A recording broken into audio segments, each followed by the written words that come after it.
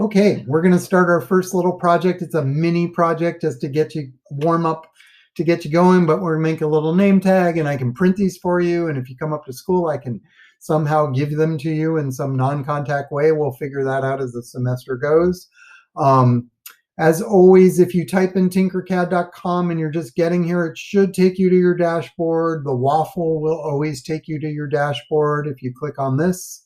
In your dashboard, you can see designs you've already created, and if you want to make a new one, you click on the Create New Design.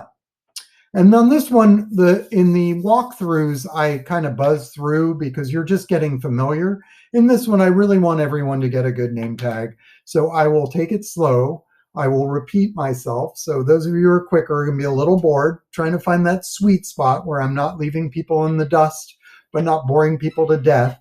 I'll just try to move slowly, but some of you will need to rewind and review and watch things a few times before you get it right, right? As always, generally a good habit to be in is to change the grid by clicking this edit grid. It's always going to start out 200 by 200. I'm pretty sure there's no way to change that.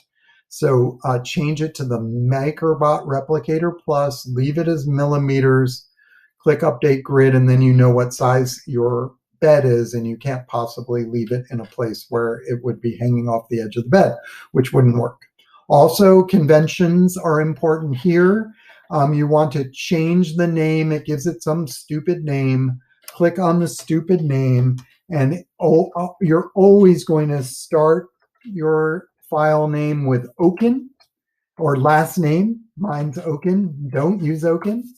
Use your own last name. And then the name of the project, which is name tag in this case. Please do that. It's part of your grade to follow these conventions because I want you to succeed in the workplace. And trust me, if you don't follow conventions in a technical job, your boss will find somebody else who will, and you'll lose your job. They'll just be like, I've been trying to work with you for weeks and it's just not working out. Okay, so change it to Oaken name tag, or I'll have to teach you how to do that by punishing your grade a little bit. All right, last name tag. All right, so now we're ready to go. We're ready to start our name tag. We're just going to start with a box. This is going to be a rectangular project. So we'll just start with a cube because they don't have rectangles, they have cubes. We'll leave it red. That's good for now. And we're going to change the dimensions. So you could drag the handles, but we're doing parametric modeling. I have specific dimensions. So the easiest way to deal with this is by typing them in. So I want them to be 70 wide. This is your x-axis. We'll call that almost entirely over time. We're going to make it 30 deep, and we're going to call that the y-axis as time goes by. And then the z-axis, how high it is, it should still be 20. That's the default. If it isn't, change that to 20. Most of you, it should still be 20. I don't know why it would be different, but you never know. So make sure that one's 20. So 70 by 30. If you click any of the bottom corners, it'll show you those dimensions. And then if you click that little white dot on the top, not the top hat, but the little white dot on the top, it'll show you how tall it is. And if you need to orbit to see those in a way that makes sense, orbit to see them in a way that makes sense. Okay, so that's our first box. And we're going to make another one just like it. So we're going to save a little time by duplicating it, but we're not going to use duplicate to do that because when you duplicate, it puts it right on top of the other one, and it's really easy to make a lot of them and not realize it because you don't see anything happen when you click duplicate. It just doesn't seem like anything happened. So I like to copy and paste. So I'm going to select it. First, I'm going to make sure there aren't more. Yep, that's good. I'm going to copy and paste. By the way, Control Y will step you forward, just like Control Z will step you backwards. I'm going to, and these buttons will do the same thing up here. So I'm going to copy and paste because that's what I like to do. So Control C is great. I just won't use keyboard commands because you can't see me do those things. I'm going to use buttons mostly. So I'm going to Control copy, and then Control V would be fine. I'm going to paste. And you'll see it. Now I can see I have two of them. They're kind of overlapping. I'm just going to drag this guy out of the way. so that they're not overlapping. Anywhere is good as long as they're not overlapping. Yours doesn't have to look exactly like mine. This one needs to be smaller, 10 millimeters smaller on the X and the Y axis. So I'm going to click here and I'm going to make this 70 minus 10, which is 60, 60. And then I'm going to click on the X axis and I'm going to make that 30 minus 10. And you'll see why eventually. I won't waste your time explaining this. 20. And 20 high is fine. So it's a little smaller than that one. And then I'm going to change the color to yellow. So I clicked up here. If your shape inspector's closed, just open it back up again. And then just choose a color. I don't really care as long as it's different from red. If you want to be creative and choose a different color, that's okay with me. Transparent, by the way, just makes them disappear kind of except for the edges. So generally you don't want to see that. You'll see eventually why we do that. And multicolor I'll explain some other time too. One important thing I didn't do in the walkthroughs, and it might have trapped you, I hope it didn't, is these little buttons here do things that can really be confusing to the new person. This will lock the object, so don't even bother doing it. But notice I can't select it or do anything with it. And you'll see later when we do a big project, it really comes in handy. But for a beginner, it just is like, oh my God, I can't do anything. So if that happens, just go up here. You'll probably just need to unlock it. And then this little light bulb will make it disappear, which again, you'll see why that can come in handy. This big light bulb up here in the ribbon in the toolbar up at the top will show all and bring back anything you accidentally hid by clicking on these buttons. Okay, so with that in mind, just make sure you've got a yellow block of cheese that is 10 millimeters smaller than the red box. Double check your work, because otherwise your name tag's not going to work if you don't follow my directions exactly in this project. So the walkthrough, who cares? The name tag, you really need to follow my directions exactly. The other thing we're going to do with this is this one needs to float 5 millimeters up. Again, you'll see why eventually. So I orbited so I could sort it, so you could see what I'm doing. I'm going to grab the clown hat and I'm going to drag up.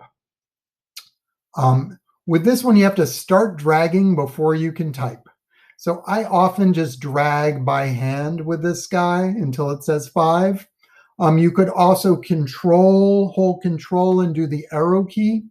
What trips people up with this is if I've already moved it and I move it again, now I've moved it 8 millimeters, the first 5 and then 3, but this number here is only showing the 3.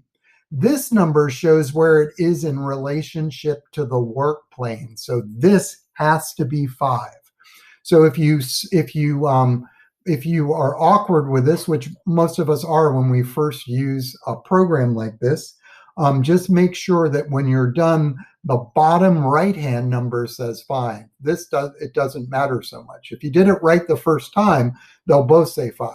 But if you did it a little and then did it again and then did it again, like many of you will the first time, this tool's a little bit awkward at first. Just make sure that it is indeed floating 5 millimeters in the air. So that's one big tool I wanted you to learn here. The other big tool I want you to learn is the alignment tool. And this one is probably the least user-friendly and almost certainly one of the most important tools you'll use. So it's going to take some practice. A lot of you may need to rewind, and I'm going to explain it over and over again in depth. So if you get it right, you can actually stop this video once you're aligned properly and go to the next one. You don't have to watch me repeat. I won't do anything else. This is the end of part 1 of the name tag, and then the rest of the name tag will be part 2. Probably another 10 minutes, okay? So the first thing I need to do is select the items I want to align. You can do that by clicking on one and holding the Shift key down and clicking on the second one. You'll notice that in Tinkercad, it doesn't make dots on both of them. It creates what they call a bounding box that shows you that both of them are selected by enclosing them in something, but it doesn't make 8 dots. It makes 4 dots basically, right? Around the outer edges and then the one vertical dot. Okay. You can also, and if you click on the work plane, that's how you deselect. I don't think I showed you that in the beginner video. Sorry about that. So anytime you want to just unselect things, just click in the work plane anywhere. Hopefully you found that out. The other way is just this really handy, just start up anywhere and drag your mouse diagonally, and whatever it touches, it will select both things as long as it's touching them both. Okay, so I've got them selected. This tool here, the group and the ungroup, don't worry about those now. Don't touch them now. I'll explain them. This guy just is a duplicate that flips like in a mirror, which comes in handy sometime. This is what we want, the align tool. Notice it's L. You'll use it a lot, so you might want to learn that keyboard command. If you just type L, it'll activate the align tool. I'm going to click on it, and here is the sort of initially confusing interface, but trust me, everyone gets it eventually. 3D design has 3 dimensions, so it's a lot more complicated than 2D design. There's an x-axis, there's a y-axis, and there's a z-axis. And you can align in any of those 3 axes. You can also align on this x-axis, and sometimes you need to orbit to see this right, either with the cube or your right mouse button. Sometimes you need to orbit to really see this. So navigation is really important in Tinkercad, any 3D design. The left button on this front side would align things to the left so that both objects are aligned on the left edges. The center button will align the centers of the 2 objects on the x-axis, and the right button will align the right edges of the objects on the x-axis.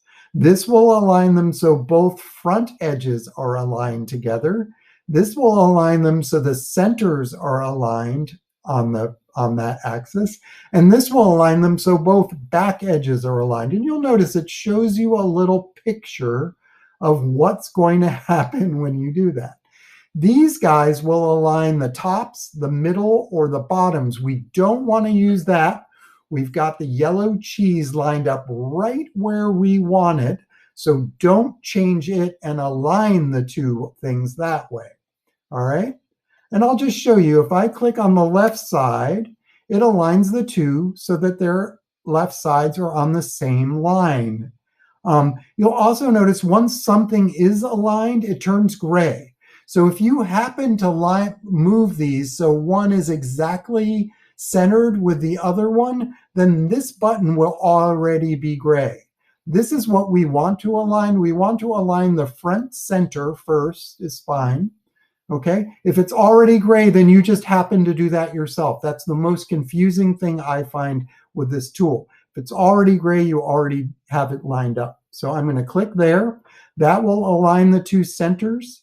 I'm going to click here because I also want to center them in the y-axis. So I'm going to click here, and now you've got your stick of butter sticking up out of your red box. It should look exactly like that. And if it doesn't, please go back and fix whatever's wrong. I'm going to undo, and I'm just going to do that one more time. Like I said, if you're good now, just stop, move on to the next video, or take a break, whatever you want to do. Okay, so I'm going to make sure both are selected. I'm going to choose the align tool.